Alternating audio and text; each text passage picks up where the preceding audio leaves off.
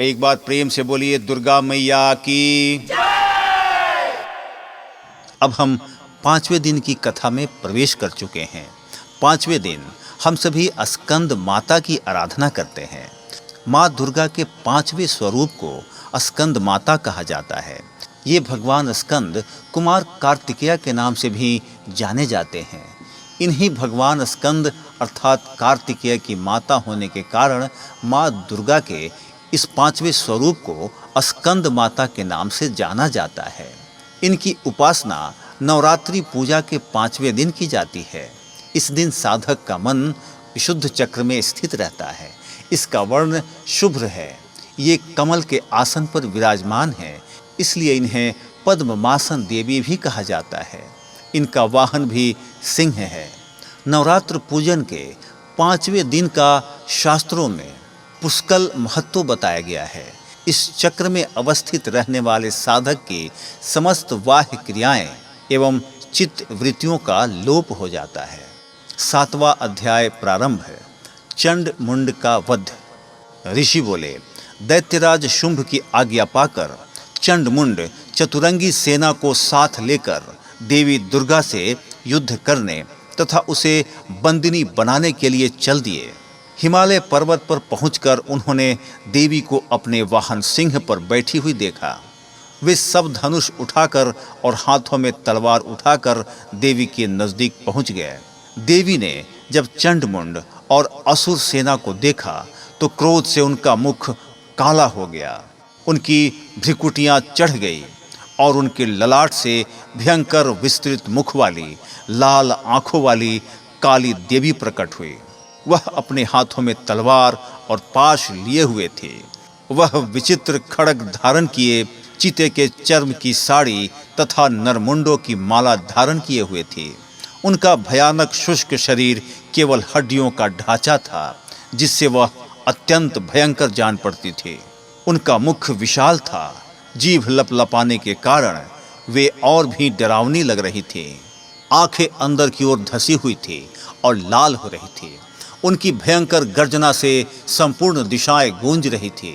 कलिका देवी बड़े वेग से दैत्यों की विशाल सेना पर टूट पड़ी और उनका भक्षण करने लगी। वह पार्श्व रक्ष को, अंकुशधारी महावतों, हाथियों पर सवार योद्धाओं पर घंटा सहित हाथियों को एक हाथ से पकड़ पकड़ कर अपने मुंह में डाल रही थी। इसी प्रकार वह घोड़ों, रथों, सारथियों व रथों में बैठे हुए सैनिकों को मुंह में डालकर भयानक रूप से चबा रही थी। किसी के केश पकड़कर, किसी की गर्दन पकड़कर, किसी के पैरों से दबाकर और किसी को छाती से मसलकर मार रही थी। दैत्यों के इस फेंके गए बड़े बड़े अस्त्र शस्त्रों को मुंह से पकड़कर उन्हें दांतों से चबा रही थी। देवी काली ने दैत्यों की सारी सेना रौंद डाली। कुछ को तलवार से मौत के घाट उतार दिया, कुछ को खटवांग से पीट दिया और कुछ को दांतों से चबा डाला। इस प्रकार कालिका देवी ने क्षण भर में संपूर्ण दैत्य सेना का संहार कर डाला। यह देख महापराक्रमी चंड कालिका देवी पर लपका। उसने महाभयंकर बाणों की वर्षा करके तथा मुंड ने हजारों चक्र फेंक कर भयंकर नेत्र वाली कालिका देवी को ढक दिया। चंड मुंड द्वारा फेंके गए अस्त्रों शस्त्रों को देवी ने मुंह में इस प्रकार समा लिया मानो सूर्य के बहुत से मंडल बादलों के अंदर में प्रवेश कर रहे हों। अब तो देवी के भयानक मुंह के भीतर देखना भी कठिन था। दांतों के प्रकाश से चमकती हुई अत्यंत क्रोध में भयानक गर्जना करती हुई देवी अट्टहास करने लगी। देवी ने बहुत बड़ी तलवार लेकर हंग का उच्चारण करके चंड पर धावा किया और उसके केश पकड़कर उसी तलवार से उसका मस्तक काट लिया। चंड को मरा देखकर क्रूर मुंड असुर भी देवी की तरफ दौड़ा तो क्रोधित देवी ने उसे भी तलवार से मौत के घाट उतार दिया। चंड मुंड के मारे जाने पर शेष असुर सेना भय से व्याकुल होकर युद्ध क्षेत्र से पलायन कर गई। इसके बाद कालिका देवी ने चंड मुंड के सिर हाथ में लेकर अट्टहास करती हुई देवी चंडिका के पास पहुंचकर बोली, ये लो चंड मुंड के सिर। मैंने महापशु दैत्य चंड मुंड को मार दिया है। अब तुम इस युद्ध में शुंभ निशुंभ को मौत के घाट उतारना। मेधा ऋषि बोले, चंड मुंड के सिरों का कालिका देवी के हाथों में देखकर देवी चंडिका बोली, हे देवी, तुम आज से इस जगत में चामुंडा देवी के नाम से विख्यात हो जाओगी। 7वां अध्याय समाप्त हुआ।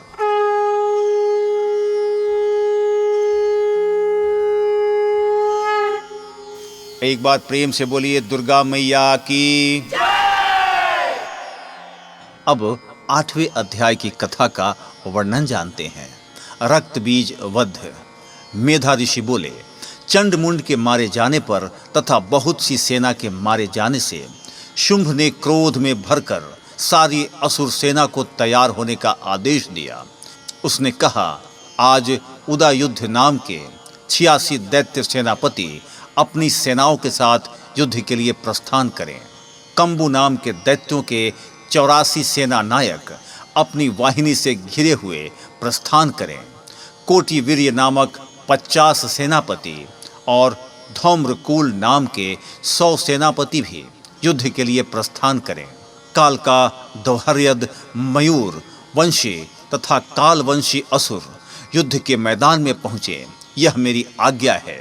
इस प्रकार राजा शुंभ भी बहुत बड़ी सेना लेकर युद्ध के लिए चला। चंडिका देवी ने देखा कि शुंभ भयानक सेना लेकर आ रहा है, तो उन्होंने अपने धनुष से टंकार करके पृथ्वी और आकाश के मध्य भाग को गुंजायमान कर दिया। उनके सिंह ने भी भीषण गर्जना की। चंडिका ने अपना घंटा बजाकर नाद दुना कर दिया, जिससे कालिका का मुंह और बढ़ गया।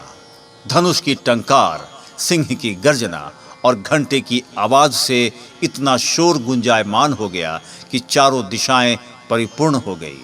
इस तुमुल नाद को सुनकर दैत्यों की सेना ने चंडिका देवी, वाहन शेर और कालिका देवी को चारों ओर से घेर लिया।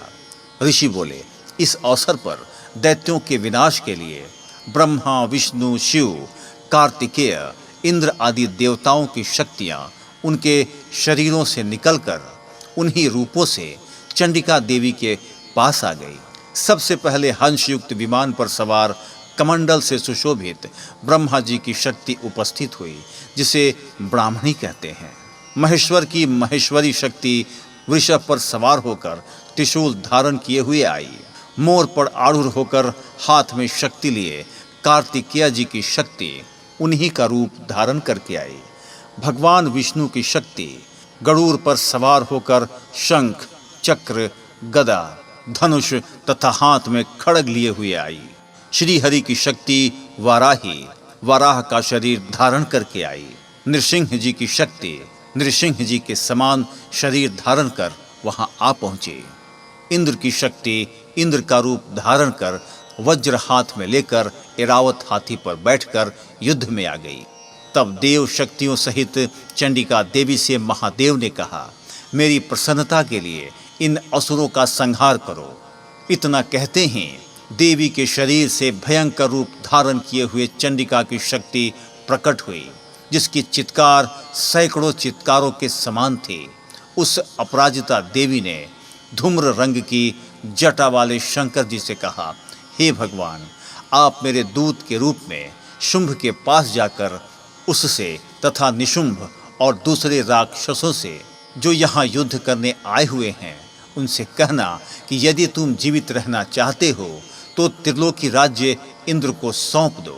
देवताओं को उनका यज्ञ का भाग मिलना चाहिए और तुम सब पाताल लोक लौट जाओ। यदि बल के घमंड में तुम्हें लड़ने की इच्छा हो तो फिर तुम्हारे मांस से मेरी योगिनियां तृप्त होंगी। भगवान शिव को देवी के दूत के रूप में भेजा गया था, इसलिए वे संसार में शिवदूती के नाम से प्रसिद्ध हुए। भगवान शिव ने देवी के दूत के रूप में जब महाअसुरों के पास जाकर देवी के वचन सुनाए तो वे सब क्रोध से भर गए और कात्यायनी देवी से युद्ध करने के लिए आगे बढ़े। राक्षसों ने वाण, शक्ति, दृष्टि आदि शस्त्रों से देवी पर आक्रमण कर दिया। इस पर देवी ने अपने धनुष से पहने बाण छोड़कर राक्षसों द्वारा छोड़े हुए अस्त्रों शस्त्रों को बच्चों के खेल के समान काट डाला। उसके बाद कालिका देवी ने उनके सम्मुख होकर शत्रुओं के शूल के प्रहार को चीरती फाड़ती खटवांग से कुचलती विचरने लगी। ब्राह्मणी देवी भी जिधर निकल जाती वहां वह अपने कमंडल से राक्षसों पर जल छिड़क कर उनके बल और पराक्रम को नष्ट कर रही थी।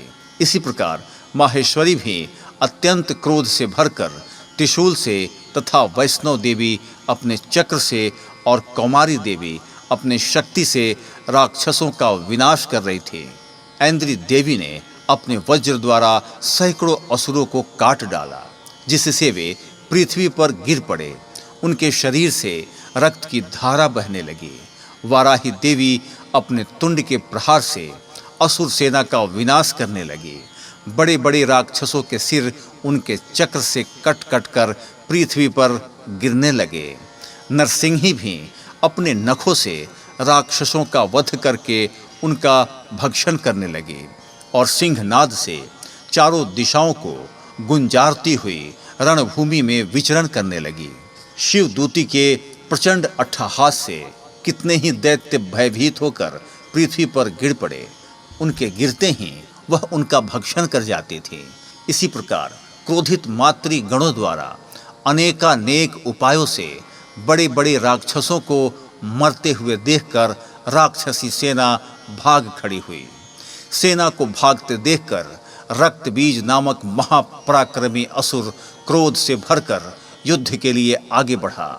रक्तबीज की विशेषता थी कि उसके शरीर से रक्त की बूंदें जैसे ही पृथ्वी पर गिरती थी, तुरंत वैसे ही शरीर वाले बलवान दैत्य पृथ्वी से उत्पन्न हो जाते थे। रक्तबीज हाथ में गदा लेकर इंद्र शक्ति ऐन्द्री के साथ युद्ध करने लगा। जब ऐन्द्री ने अपने वज्र से रक्तबीज को मारा तो रक्तबीज के शरीर से बहुत सा रक्त निकलकर पृथ्वी पर गिरने लगा और इससे उसी के समान रूप तथा पराक्रम वाले योद्धा उत्पन्न हो गए। इस प्रकार रक्तबीज के रक्त से उत्पन्न दैत्य मातृगणों के साथ घोर युद्ध करने लगे। इस पर देवी ने वज्र प्रहार से रक्तबीज का सिर काट दिया और उसके सिर से जो रक्त बहा उससे हजारों राक्षस पैदा हो गए। वैष्णवी शक्ति ने चक्र द्वारा रक्तबीज को मारा तो उसके शरीर से जो ही रक्त बहा तो उससे हजारों उसी के समान महाअसुर पैदा हो गए, जिससे सारा संसार भर गया। इससे देवता भयभीत हो गए। देवताओं को डरा हुआ और उदास देखकर जब चंडिका देवी ने काली देवी से कहा, हे चामुंडे, तुम अपना मुख विस्तार से फैला लो, मेरे शस्त्र प्रहार से गिरते हुए रक्त को अपने मुख से पीती जाओ। इस प्रकार रक्त से उत्पन्न असुरों का भक्षण करती हुई भ्रमण करोगे तो रक्त बीज का संपूर्ण रक्त समाप्त हो जाएगा तथा रक्त के पृथ्वी पर न गिरने से नए राक्षस पैदा नहीं हो सकेंगे। इस तरह काली देवी को समझाकर देवी दुर्गा ने रक्त बीज पर त्रिशूल से प्रहार किया। तत्काल ही देवी काली ने रक्त बीज के रक्त को अपने मुख से पी लिया। उसी समय रक्त बीज ने देवी चंडिका पर गदा से प्रहार किया, परंतु उसके प्रहार का देवी पर कुछ असर नहीं हुआ। रक्त बीज के शत विक्षत शरीर से बहुत सा रक्त बहने लगा, परंतु उसके रक्त को पृथ्वी पर गिरने से पहले ही काली ने उसे अपने मुंह में ले लिया। तदंतर देवी चंडिका ने रक्त बीज को वज्र, वाण, खड़क तथा रिष्टि इत्यादि से मार डाला। इस प्रकार रक्तहीन होकर रक्तबीज पृथ्वी पर गिर पड़ा। रक्तबीज के पृथ्वी पर गिरते ही वह रक्तहीन हो जाने के कारण मर गया। रक्तबीज के मरते ही देवता अत्यंत प्रसन्न हुए। मातृशक्तियां उन महाअसुरों का रक्त पी पी कर मदोन्मत्त होकर नाचने लगीं। 8वां अध्याय समाप्त हुआ।